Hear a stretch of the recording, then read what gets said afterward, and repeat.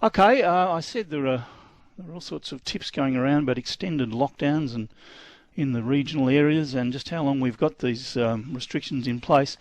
I noticed Chief Commissioner Shane Patton was talking about on television last night about how they are going to cover it, how the police are getting themselves organised. Chief Commissioner Shane Patton, good morning. Morning, Neil. Hey, by the way, do you actually police construction sites for COVID rules?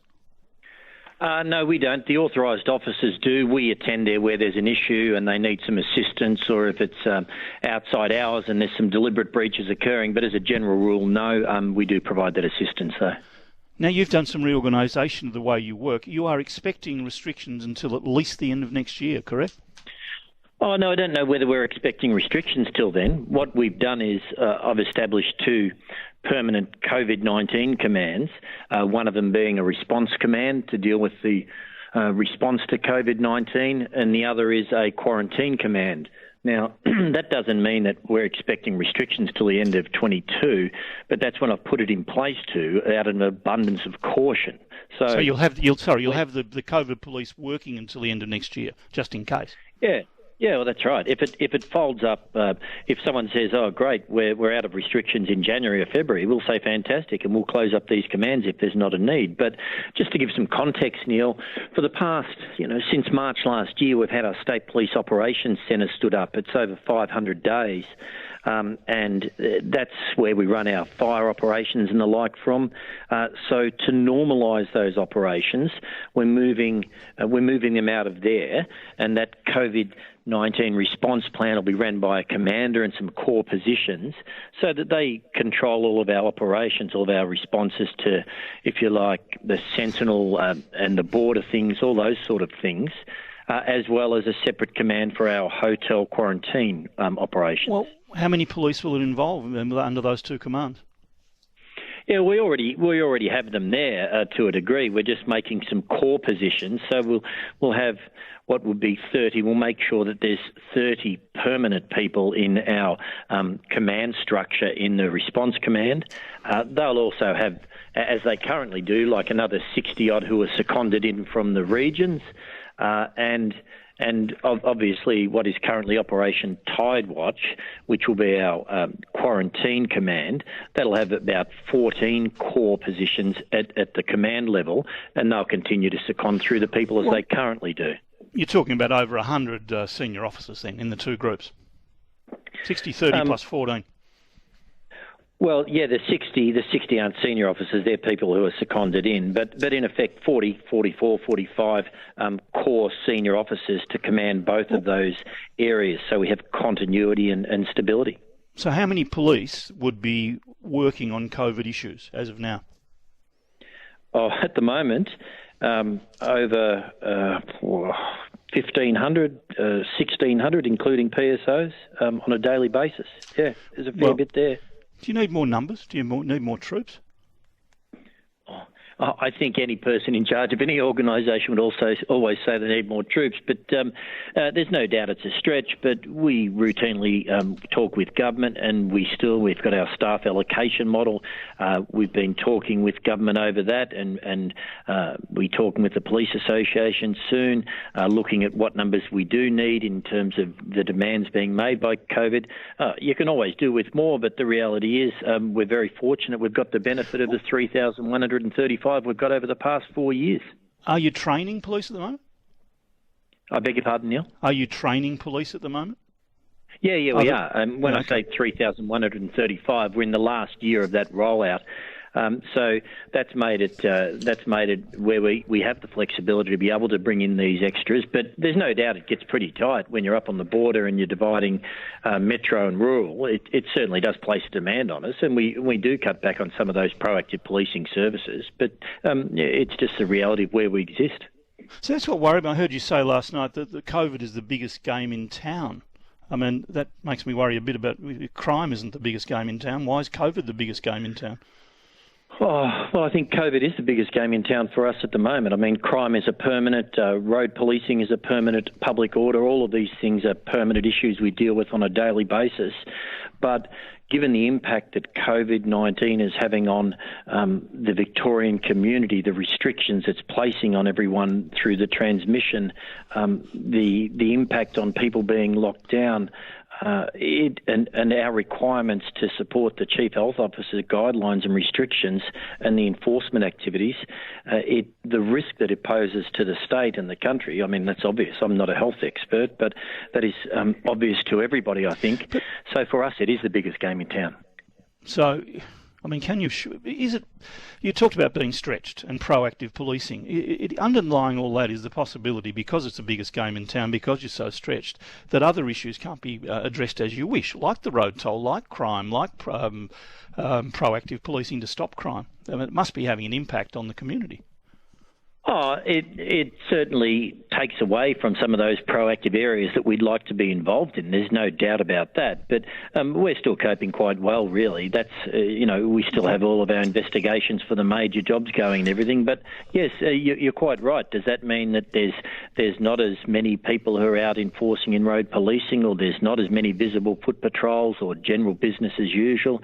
There are a range of those proactive activities that we do stop. I mean, we've closed some small counters at some of the smaller stations, so that reception counters, some of those aren't opened. So yeah, there's an impact. There's no doubt about that. I don't shy away from that. Okay, protest this weekend. It's a global protest, and they're talking it up as being a major one. Are you concerned by it? I'm very concerned. Very, very concerned about this one this weekend. We saw the violence in the one a couple of weeks ago.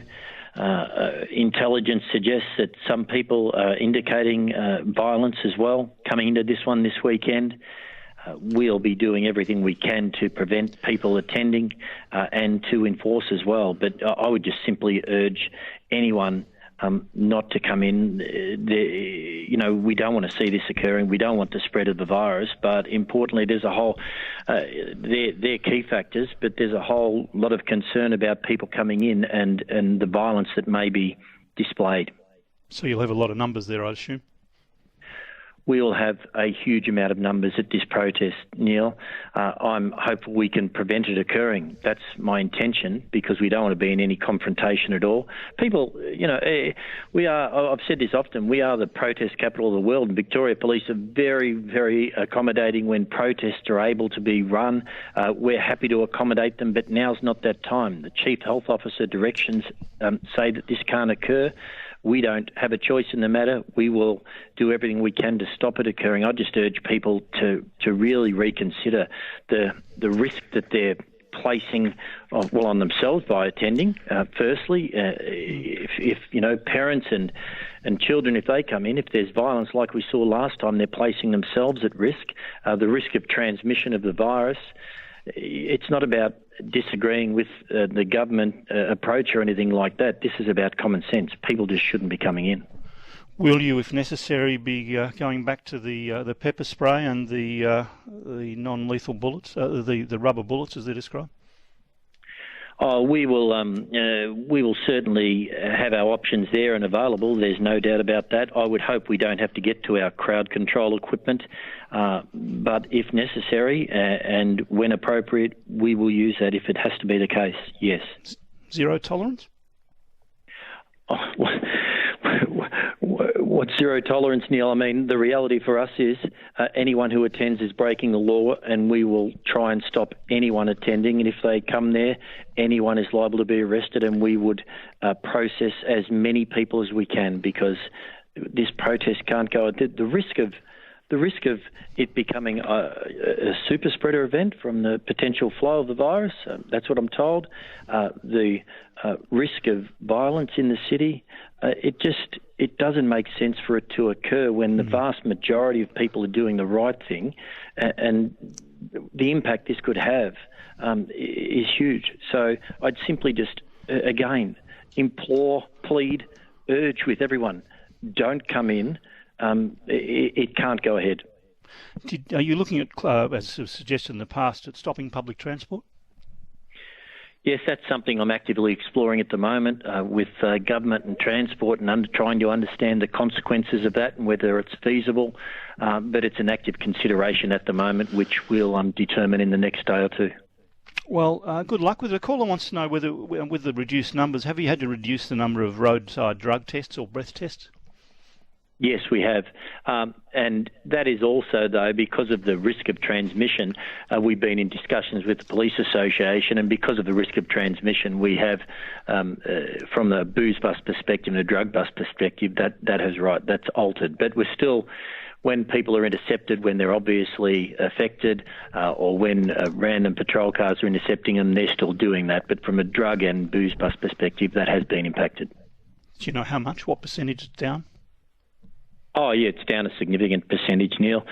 I think it's something in this financial year, 80 or 90%, something like that, and that percentage is not just that percentage is because of the risk of transmission. And now we did this last year when we had significant spread in the community, and it's an health and safety issue for police officers. But as I said, it's not a free kick because we'll still be conducting roadside tests.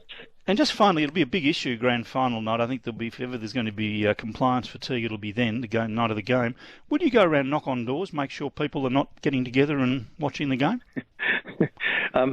We're not going to knock on doors, but I suspect we're going to get a lot of calls, and we will attend those calls and give out infringements if people are having private gatherings where they're in breach. And people should be well aware of that fine. It's $5,452 per person. And of course the curfew will still be in place probably. And just finally, there's a suggestion that the SES has been briefed for the possibility of a statewide lockdown tomorrow being announced later today. Are you aware of that? No, I have no knowledge of that. Well, let's hope it's wrong in that case. Thank you very much. Thank you very much for your time. Thanks, Neil. Bye. Chief Commissioner Shane Patton. Well, there you are. The message to the protesters, and this is a global protest, and the people we talk to around the area say that it's expected to be huge for that reason. The breath tests are down, the numbers are stretched.